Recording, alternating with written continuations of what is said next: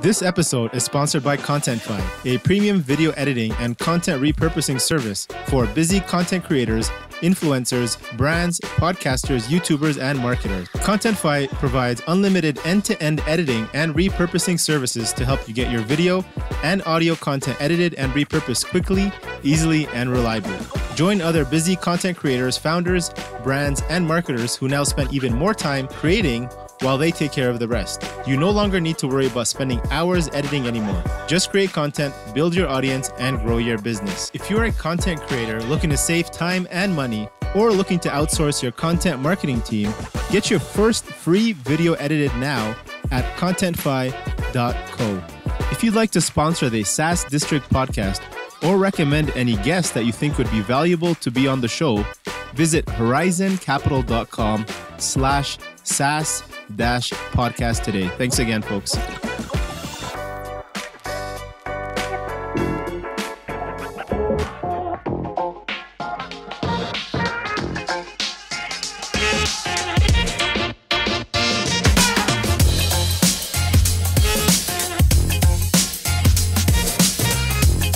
Hello, everyone. This is your host, Akil Jabbar, and welcome back to another episode of SaaS District.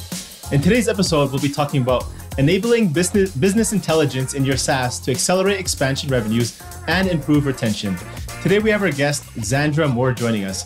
Zandra is a serial entrepreneur and the CEO and co-founder of Panintelligence. It's a 3-in-1 single solution combining business intelligence with quick and easy reporting and powerful predictive analytics in self-service dashboards.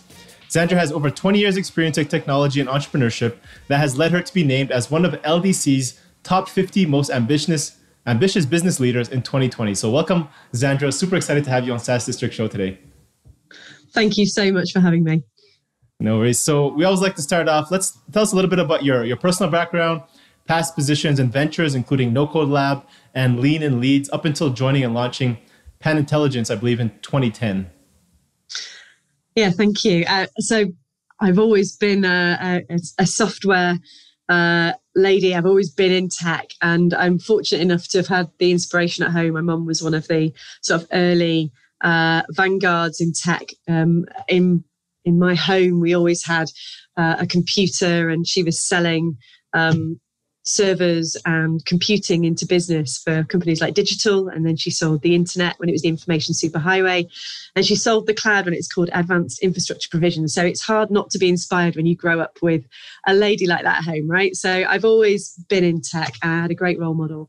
My career has been from sort of the start, working for software predominantly in the technology sector. So everything from HR software solutions, backup and recovery, time recording systems, but always software, and increasingly it was the cloud-based early SaaS tools that I was involved with. So one of the first companies was a HR SaaS platform very early on. This is going back about 14 years ago now, and we sold that to Wolters Kluwer, which is a larger kind of technology group. And then found myself enabling and supporting lots of SaaS founders with their go-to-market strategy through a consultancy business that I ran for a number of years whilst I had a young family, because it gave me the flexibility to help other SaaS founders kind of get their products to market. And then I came across this fab bit of tech and this amazing CTO called Ken building a product called Panintelligence inside another company. I was helping them as a consultant and advisor, completely fell in love with the product and the go-to-market and the opportunity, and worked with them to do a management buyout in 2014. And here I am running Panintelligence today as the CEO and taking that business on a scale-up journey, which is awesome. And yes, I've got other interests. I founded No Code Lab last year, which is a no-code community, global no-code community that brings no-code technology together to enable fast and rapid MVP creation for non-technical innovators, which is super exciting. And I'm also the founder of Lean in Leads, which is a 900 plus strong women's network here in the UK, in the north of England, that is all about kind of leveling up or enabling women to kind of sit at the seat of the table in all sectors and confidently aspire really to be in those leadership roles. So yeah, that's me. Cool. If anybody in our audience is based in the UK, any women, obviously check out Lean in Leads. In terms of No Code Lab, any favorite tools you recommend or you love to kind of recommend to startups to kind of kickstart and kick off their business right away? Oh, do you know, there's so many. And in fact, actually, if they go on our No Code Lab website, No Code Lab. There's a number of different technologies in there they can take a look at. I always feel bad trying to recommend any because I always don't want to pull any out. But maybe one that people don't know about is Ninox. I think that's a really cool tool. Everyone's heard of Webflow and all of these tools, but I think Ninox is worth checking out. And we've also got an app builder called TAP, which is TAAP. That's another company that we're doing some really cool stuff with. The vaccine rollout program here in the UK is used the TAP platform to get that to market within weeks. So there's some really cool use cases in some of those no code lab projects that we're lucky enough to be part of. But yeah, reach out if you want to find out more. Cool. We'll add those to the show notes. Check out ninox.com. So talking about Panintelligence. So you started off as the sales and marketing director, right? And then you tell us a little bit more. What was that process? You built the idea. I believe you purchased the IP, and then you launched, and eventually moved your way into the CEO position. How did that work out? Yeah, so there was three of us that were sort of beavering away trying to turn this Panintelligence product into an independent sort of go-to-market tool for business intelligence and analytics. At the time, we were part of a fintech where we were sort of alongside technology for big lending systems and end-to-end transactional systems for banking. But we knew we had something that could be applied to lots of different sectors. And in this case, we were looking at the technology market and software vendor market because it's an area that I particularly knew well and could see a gap in. And we had the opportunity to buy the IP, the three of us. Ken, who's the CTO, Mike Cripps was the finance director. The three of us were really building this business out. Mike had that kind of MD, FD leadership role. I was leading on sales and marketing. And we just a combination of strengths that came together to really, we all played to each other's strengths to get it off the ground. Mike, a little older than myself and Ken, he'd made his money on the exit of PanCredit, which was the business we were part of. So he really helped us to get off the ground and stepped back from the business in 2019. And it was, prior to that, we'd always seen that transition of me moving into the CEO role as he sort of stepped back from the business and stood down in 2019. So there was always a kind of plan, and that's how it worked out. So, I can't say I feel very different today than I did when we first spun out the business. I'm still doing a lot of the same things I used to do then, just probably doing more of this actually, which is talking about the story of the business and being probably upfront. But mostly my day doesn't change so much. Love it. And then where are you guys, just for our audience to kind of know where you are, where are you guys in terms of size today? And have you guys raised any external capital, or are you guys fully bootstrapped? Yeah, so we raised Series A in 2019. We raised just short of $6 million US as part of our kind of growth and scale up capital to help us to expand internationally. So we were predominantly serving a kind of European and UK market, and now very much all over the world. A lot in the US actually now. A lot of SaaS vendors in the US that we work with. We're UK based predominantly. We have an office in Boston, Massachusetts. But yeah, we raised that, like I say, in 2019 as our first round of an investment to accelerate our growth. And, that's been a really good experience for us. We're certainly benefiting from bringing some additional kind of advice into the business and, a chairman who's been fantastic in helping us kind of grow up a little bit and focus our business model in the right areas and our go-to-market strategy. So. Makes sense. And then can you share for our audience to understand how does the platform work specifically for SaaS companies, and what problems were you looking to solve in the market for SaaS founders? Yeah, so we were a happy accident, really. The thing with the finance world is they have a lot of data and an awful lot of volume of data that is moving quite fast transactionally, and they don't like you to move that around. So when we built the software originally for banks, they were like, hey, don't move our data, please. And we've got a lot of users and we only want them to see what we want them to see. So make sure that, we've got a lot of kind of security that can enable us locking back what people can and can't do and can and can't see. But also, make sure we're not caching any data anywhere on any device. It's got to be compliant with all of these kind of data security in the UK PCI compliance. So it was built from the ground up for those sorts of requirements. But actually, if you think about software vendors, it's exactly the same. They've done the hard job of collecting all of this data and putting it into their infrastructure. They've usually got a lot of it, and they have lots of users that need to make sure only see the data you want them to see, and often a multi-tenanted environment. So the strengths of our product really fit very, very well into that software market. And actually, what we saw, because we were a software builder building it for ourselves, right? We'd done the job of going, we couldn't find anything that met our requirements, so we built it for ourselves. But that was the same. And actually, we recognized that what we'd done for ourselves was the same problem other people had. And actually, because of the way we'd architected the product around the way in which the deployment, infrastructure security, the embedding, the white labeling, it's not just about what you can do at the front end. It's as much about how it integrates within a technology stack that was really different. And that's where we started. And obviously, over the last 5 years, we've focused entirely on that embedded space in the cloud. So, we deal with a lot of the things that really matter to a SaaS vendor. It's about enabling their roadmap to be accelerated on data analytics, not just data visualizations and dashboards, but reported, scheduled, alerted, data-driven, alerts and notifications and reports, whether that's PDF or a CSV or just even a web services call, setting something off like a trigger or a notification. So, a scheduler that's driving insights out to people, self-service dashboard. But more importantly, people are trying to work out how they deal with kind of prediction and machine learning. And often SaaS vendors don't have that capability. And in the world we were in finance, scorecarding and predicting people that are most likely to pay back a loan, which was the world that we were in, that's been around for a long time. So we've been doing sort of machine learning engines for 15 years.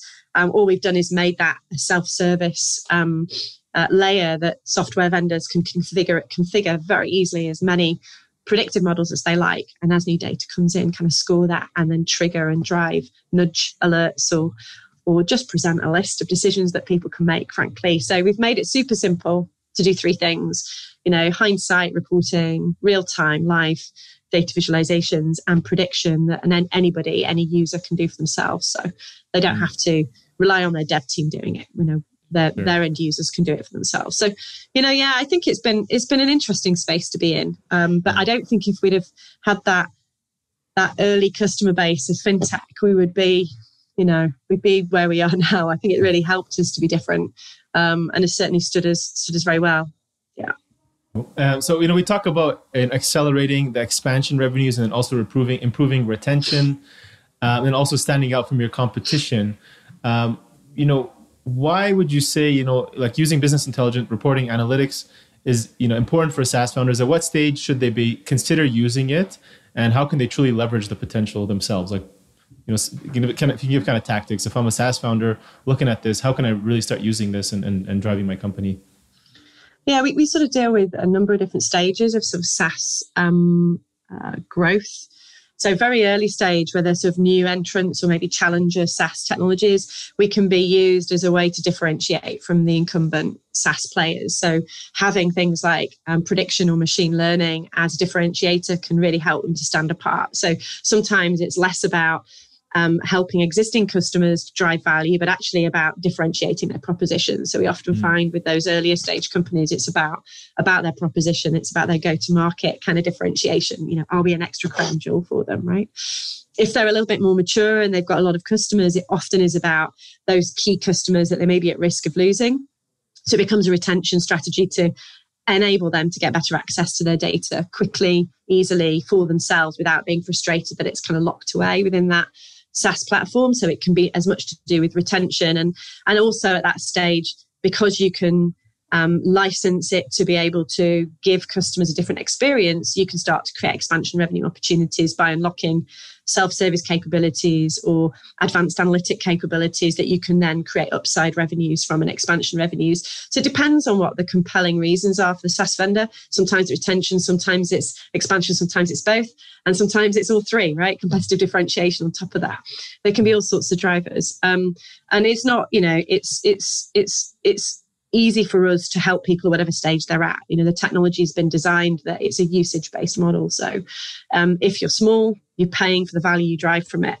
It doesn't, we've got a framework of pricing that really enables SaaS vendors to align to their unit metrics, and we just sit and fit with those, which helps us sort of scale with them in a way that they can completely forecast, model out, and feel is directly attributed to the value, if that makes sense. Yeah. So you have all kind of, SaaS founders that use this, early stage, mid-market, enterprise, or do you have a kind of focus that you see that gets kind of the highest ROI from using it? Yeah. So I would say that, SaaS vendors that are in that kind of series A to B phase probably drive the greatest value because they're able to create some competitive differentiation as part of that next stage of growth, but also they've got enough customers that they can use it for both expansion and retention. That point where you've probably had enough customers with you, you may start to, there's a focus on retention, but at the same time, there's also a real need to drive expansion. That can be quite a really useful point, especially when people are moving between phases of fundraising.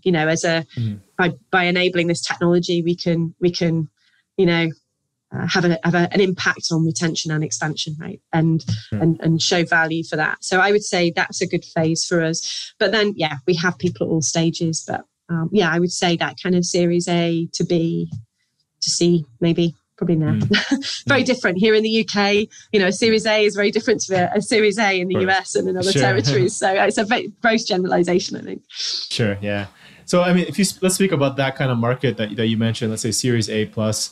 If I start leveraging, let's say I'm not using business intelligence, and I don't know if you guys track this with your users or your customers, do you track, what kind of typical ROI or expansion revenue you can start to see if you start leveraging, these tools and software within their systems?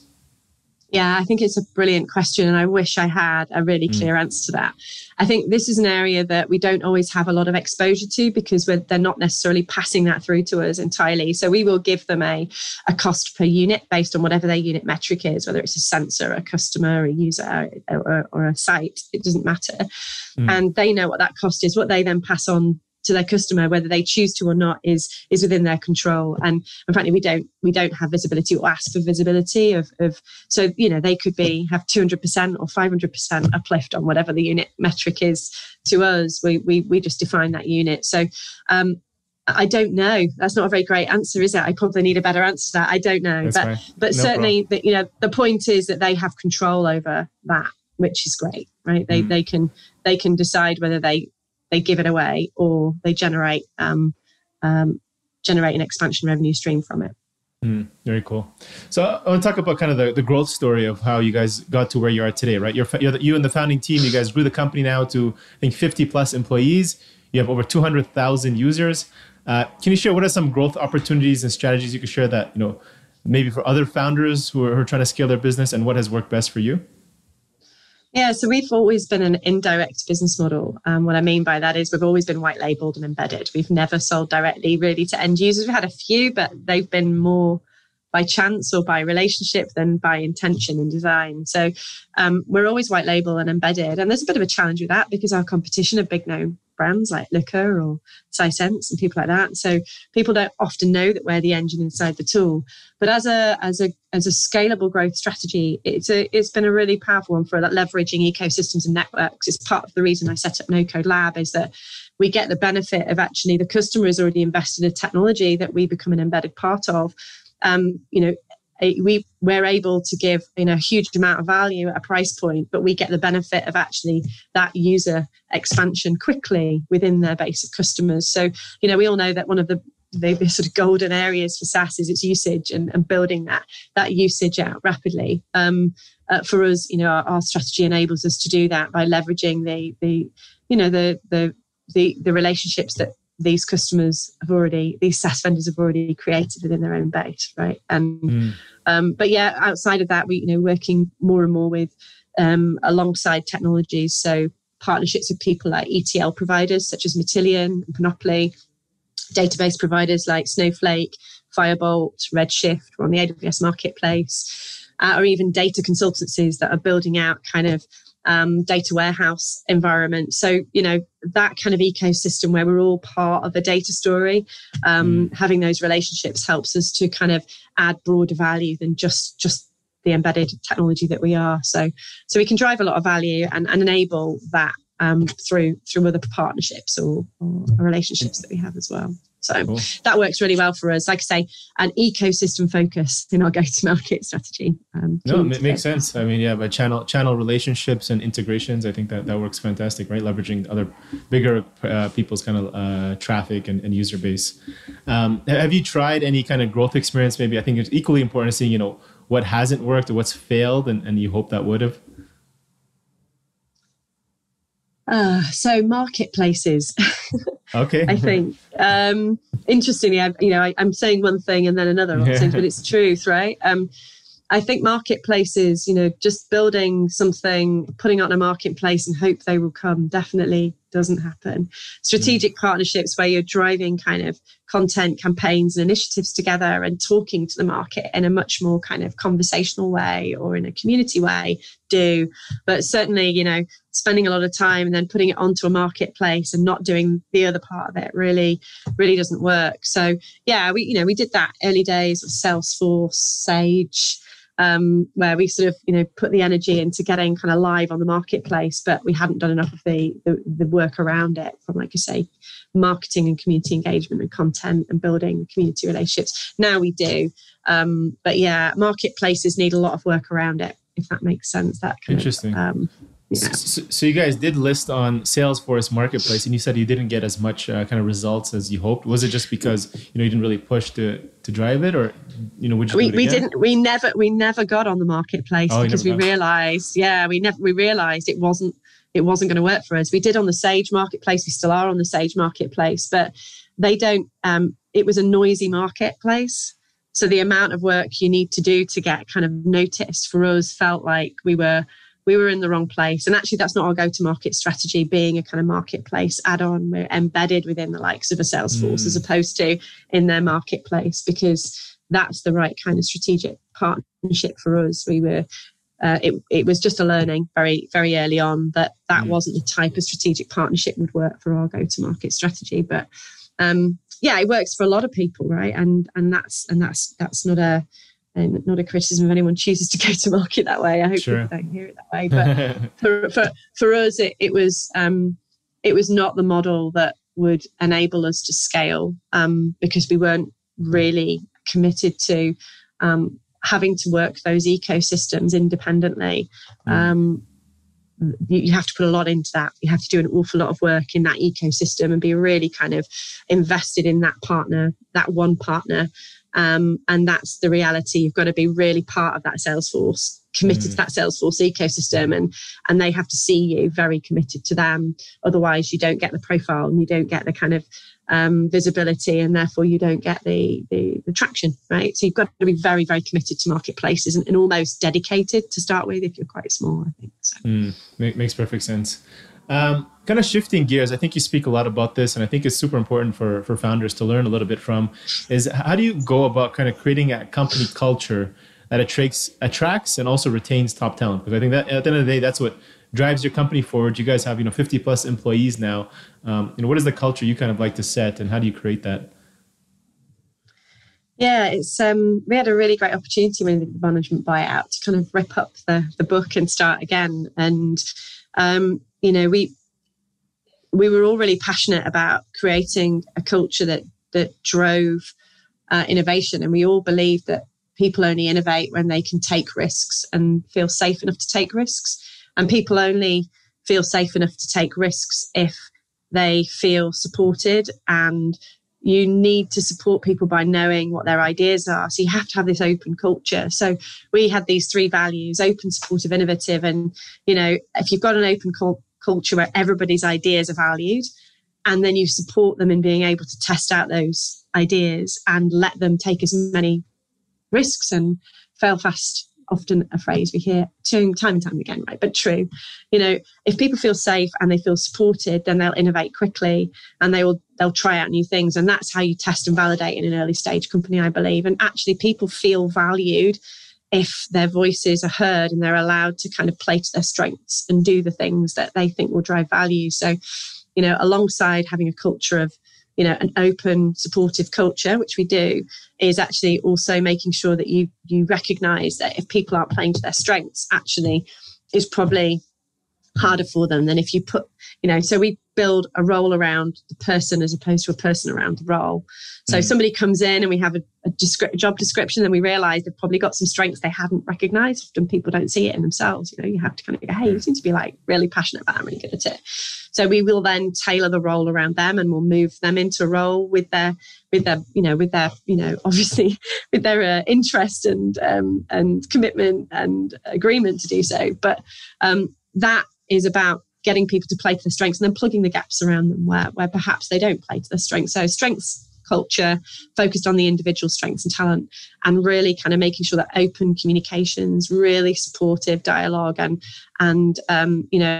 really embracing that to drive that constant challenging. Are we doing the right thing? Are we doing it the right way? And and that works for us. And I think people are attracted to that because they bring their whole self to work then. And when people bring their whole self to work, that's a culture where people are really at ease. They're really themselves. They're all talking openly. They're sharing how they feel safe, they talk about the things they care about, and often those different attitudes, those mindsets, those differences between people can be shared, and people learn from each other, and that drives empathy, compassion, understanding. It's just powerful if you can get that kind of open culture going. So and that's what's really done it for us. It attracts people that want to be part of that.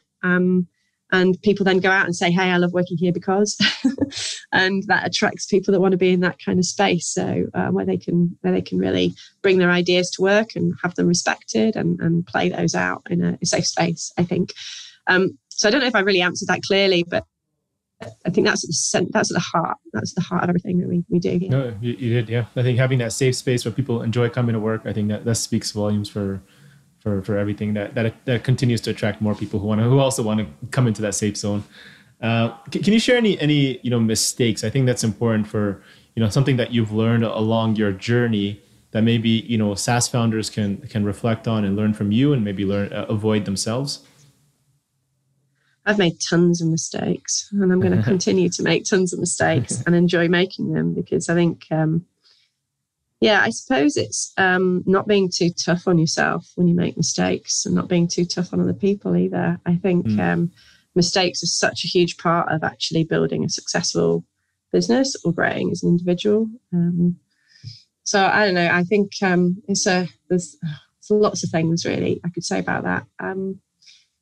I feel fortunate that the people that I came into business with early on are people that I still love working with as much today as I did 11 years ago. And I think there's an awful lot to be said for, when it feels right, and when those relationships feel right, and it's an effortless relationship working with somebody, even if maybe the idea you've got at the start doesn't quite work out, keep working on it until it does, because those relationships with those key people are the thing that carry you through all of the change, all of the adversity, all of the change of direction, or, the dead ends that you might go down, have to come back out of, because you're building a business doesn't, you never get it right from the first pitch deck or the first draft of your business plan or the first idea of what you build. It's going to be lots and lots of change and lots of pivots in my experience. So but the people that take you through that are those awesome relationships, those initial kind of people you bring into the team.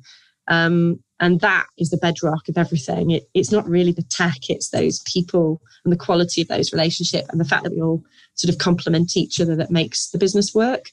So for me, focus on those relationships and don't worry too much about finding yourselves in a dead end or the plan not working out. Just get back together in a room and do what you're good at and solve it together.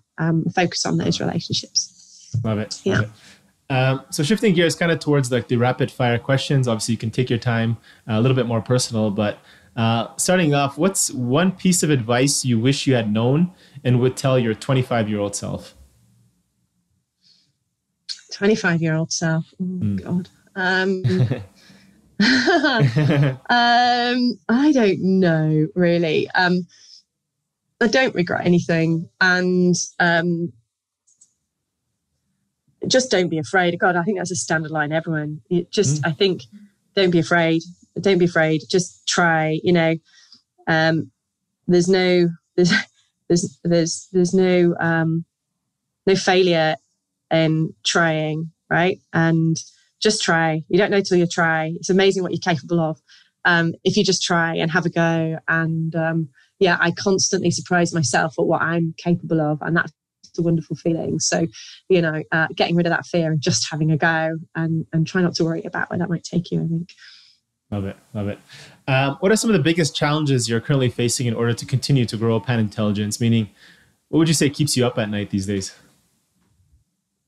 People. Whether it's my customers and my relationships with my customers, my relationship with my team, the strategic influencers around the business, the communities that we engage with, it's the quality of those relationships, and that those relationships are driving value for those people that are involved with us and for us as individuals. The quality of relationships is what I think drives most successful businesses. So yeah, I always think about whether I've had enough of a decent conversation with key people in and around the business or inside the business, and when I've actually I need to speak to that person because I haven't had a good quality conversation with that person for a while. I don't know where they're at. I don't know where that relationship is at. I don't know if we're driving value here. I don't know if they're happy. So that's what I think about all the time. And that tends to keep me, I think, in check with where perhaps the risks are, as well as the opportunities. So nice. Who or what are the 3 best resources, that can be books or people maybe you follow, who you say have been the most instrumental to your success over these last few years? So in the last 18 months, there's a guy called Jacko. I think it's Van der Kooi. I can't remember how, but it's Winning by Design. And I saw him on Jacko. Yeah. And he was at a couple of SaaStro or SaaS stock events that I was speaking at, and he was speaking at. And oh my God, what utter joy that man is. And I've never seen such a brilliant style of presentation. He kind of DJs through his videos on YouTube. But, if you want to look at kind of SaaS playbooks for, that kind of marketing and onboarding, that funnel of kind of sales enabled SaaS, he's brilliant, but just a joy to watch as well. So I've loved it. And I've signposted him to loads of people because I just think his style, but also his content is awesome. And we all need a little bit of that lighter side of learning. And he definitely makes me smile when I watch his stuff. So I love him. One of my kind of go-to books for my whole career has been The 7 Habits of Highly Effective People. And I still train new members of the team all the time in some of the core principles of that, including like the important and urgent matrix. Because do you know what? 90% of the times I'm having conversations with people about the things they're struggling with, it's about prioritization and knowing where to focus their time. We all seem to be time poor, and actually helping people to work out where they're best spending their energies and just giving them a framework for that thinking seems to be a gap that a lot of people have when they come into the workplace. So, I find that to be a really simple framework, and that seems to work very well and consistently. But yeah, a really good kind of classic business go-to book from my point of view, not SaaS related. But there's so much out there at the moment. We really like, gosh, my brain's absolutely gone. I've got the name. Get Latker, Nathan Latker. Nathan Latker is, his content's great, and he's definitely worth following and getting on webinars too. There's loads. There's just a few. Definitely. Yeah, Jaco and Nathan are great. I was actually on Nathan Latka's show a couple of months ago, and Jaco was on as well. So that was fun on the Dealer Bus show, and he's a fun character for sure. And yes, 7 Habits of Highly Effective People, always recommended. Great book. I'll add that to the show notes if you guys haven't read that book. You should pick it up today. Zandra, what does success mean to you today? Either personally, financially, business, life? There's no right answer. I'm really motivated by seeing a change in diversity in tech. Like, it really motivates me massively. And I think it's hard to be what you can't see. And I feel a sense of responsibility to kind of ensuring that we constantly challenge that agenda as an industry. And I'm really passionate about the opportunities that diversity brings to building better tech and enabling us to build better solutions to real world problems by having diverse teams.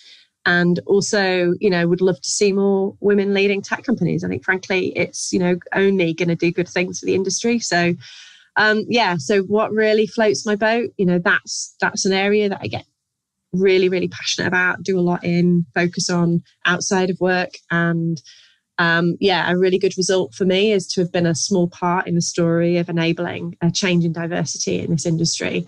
However small, if that just inspires a few people to perhaps take decisions they wouldn't have taken and to accelerate their careers or step into leadership positions, or influences or inspires young people that are taking choices at school, whatever that might be, that'd be a huge result. Love it.